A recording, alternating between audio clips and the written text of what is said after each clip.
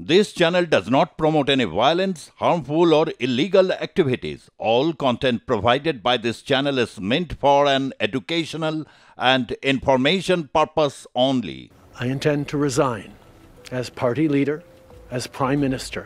This country deserves a real choice in the next election, and it has become clear to me. ইস্তফার কথা ঘোষণা করলেন Justin Trudeau. তাহলে প্রশ্ন হচ্ছে, কানাডার কে পরবর্তী প্রধানমন্ত্রী? ট্রুডোর উত্তরসূরি বা কে? 9 বছরের প্রধানমন্ত্রীত্বের অবসান, গদি ছাড়লেন কানাডার প্রধানমন্ত্রী জাস্টিন ট্রুডো। আসন্ন নির্বাচনে পরাজয়ের আশঙ্কা থেকেই এই সিদ্ধান্ত, তেমনটা দাবি করা হচ্ছে কানাডার সংবাদপত্র দ্য গ্লোব অ্যান্ড মেলে প্রকাশিত একটি প্রতিবেদনে। এবং তার ঠিক কয়েক ঘন্টার মধ্যেই, অর্থাৎ যখন সেই প্রতিবেদনে এটা বলা হচ্ছে তার ঠিক কয়েক ঘন্টার মধ্যেই ইস্তফার কথা ঘোষণা করেন জাস্টিন ট্রুডো। তিনি কি বলেন? তিনি বলেন, কানাডার প্রধানমন্ত্রীর পদ থেকে পদত্যাগ করতে চাই। আমার ইচ্ছের কথা আমি ইতিমধ্যেই দল এবং গভর্নরকে জানিয়েও দিয়েছি।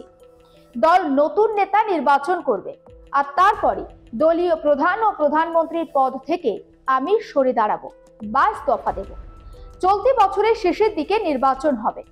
নির্বাচন না হওয়া পর্যন্ত দল এবং কানাডাকে নেতৃত্ব দেওয়ার জন্য নতুন নেতা খোঁজার যে প্রক্রিয়া, সেই নতুন নেতা খোঁজার প্রক্রিয়া শুরু হবে। 24শে মার্চ পর্যন্ত পার্লামেন্ট স্থগিত করা হচ্ছে।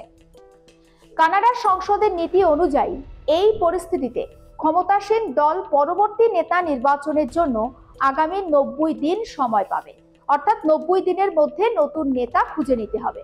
আর এই প্রসঙ্গে ট্রুথ সোশ্যালের একটি পোস্টে ট্রুডোকে কটাক্ষ করে ট্রাম্প তিনি কি লিখেছেন?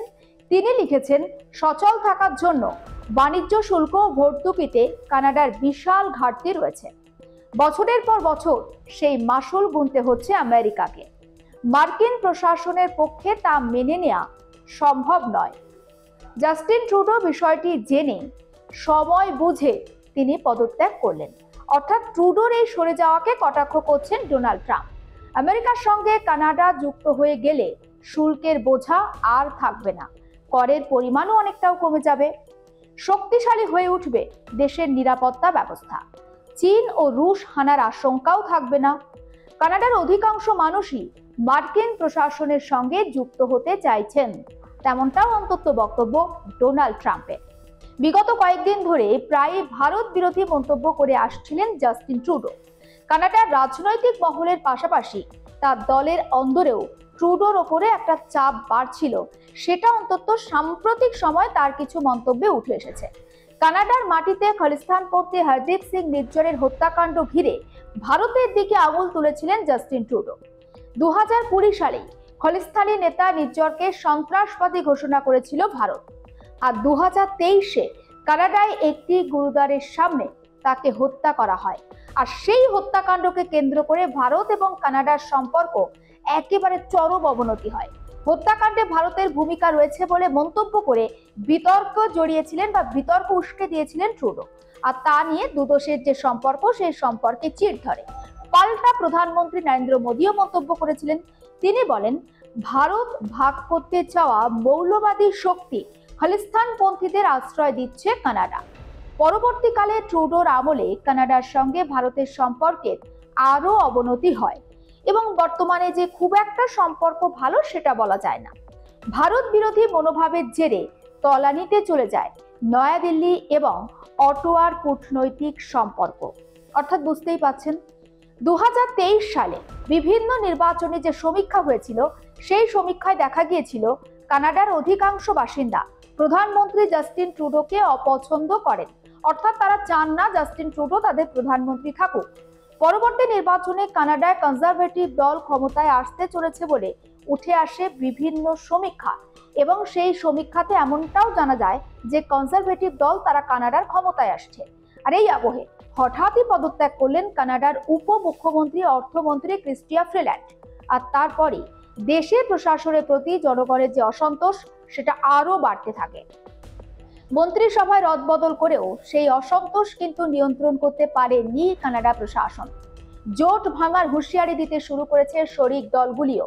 আর এই পরিস্থিতিতে বাধ্য হয়ে প্রধানমন্ত্রীর পদ থেকে ইস্তফা ঘোষণা করলেন জাস্টিন ট্রুডো। এদিকে আগামী 4 বছরের জন্য কানাডার প্রতিবেশী দেশ অর্থাৎ আমেরিকার ক্ষমতায় কে বসতে চলেছেন? Donald Trump. ইতিমধ্যেই কবে তিনি ক্ষমতায় বসবেন সেই দিনক্ষণও স্পষ্ট। আগামী 20শে জানুয়ারি তার শপথ গ্রহণের অনুষ্ঠান রয়েছে। সম্প্রতি সোশ্যাল মিডিয়ার পোস্টে ট্রুডোকে গভর্নর বলে কটাক্ষ করেন ট্রাম্প। ফ্লোরিডা রিসর্ট মারে লাগোতে ট্রাম্পের সঙ্গে কানাডার প্রধানমন্ত্রী ট্রুডোর নৈশভোজের একটি ছবি প্রকাশ করে ট্রাম্প কি লেখেন? ছবি প্রকাশ করে তিনি লেখেন, Justin Trudeau great state of কানাডার গভর্নর। মারে লাগোতে ট্রাম্প মন্তব্য করেছিলেন, কানাডার 51তম মার্কিন স্টেট হওয়া উচিত। যদিও বিষয়টি ট্রাম্প মজা করেই বলেছেন বলে তিনি জানিয়েছিলেন বা তেমনটা মনে করেছিলেন কানাডার জননিরাপত্তা মন্ত্রী ডমিনিক লেব্ল্যাঙ্ক আরও কি বলেন? তিনি আরও বলেন, প্রেসিডেন্ট ট্রাম্প আমাদের সঙ্গে এমনই মজা করেছেন যা কোনোভাবেই গুরুতর মন্তব্য নয়। অর্থাৎ ট্রাম্পের মন্তব্যকে হালকাভাবেই দেখছে কানাডা। ট্রাম্পের অতি ঘনিষ্ঠ ধনকুবের ইলন মাস্কও জাস্টিন ট্রুডোকে নিয়ে তাৎপর্যপূর্ণ মন্তব্য করেছিলেন। কি সেই মন্তব্য ছিল? এক্স হ্যান্ডেলে ইলন মাস্ক লিখেছিলেন, আগামী নির্বাচনে নতুন প্রধানমন্ত্রী পাচ্ছে কানাডা। অর্থাৎ ট্রুডো যে ক্ষমতায় থাকছে না সেটা অন্তত স্পষ্ট হয়েছিল আগে। ট্রুডো আর ফিরবেন না। ইলন মাস্কের সেই ভবিষ্যৎবাণী তাহলে সত্যি হলো। 2013 সালে কানাডার পার্লামেন্টে 3য় স্থানে চলে গিয়েছিল লিবারেল পার্টি। তখনই দলে রাশ হাতে নেন জাস্টিন ট্রুডো।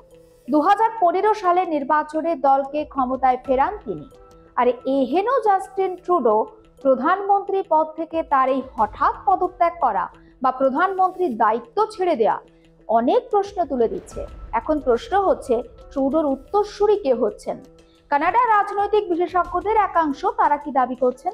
তাদের দাবি, কানাডার রাজনীতিতে প্রভাবশালী অনিতা আনন্দ পরিবহন দপ্তরের পাশাপাশি জনসেবা, প্রতিরক্ষা মন্ত্রক, কোষাগার বোর্ডের দায়িত্বেও কাজ সামলেছেন এই অনিতা।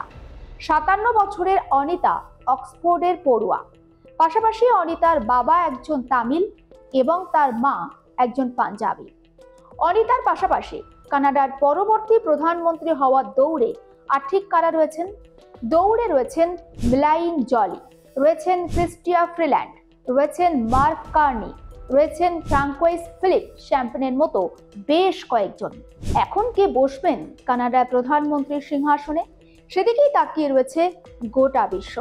আর এমনই আরও খবরের জন্য আপনাদের চোখ থাকুক আর প্লাস নিউজের ডিজিটাল পেজে।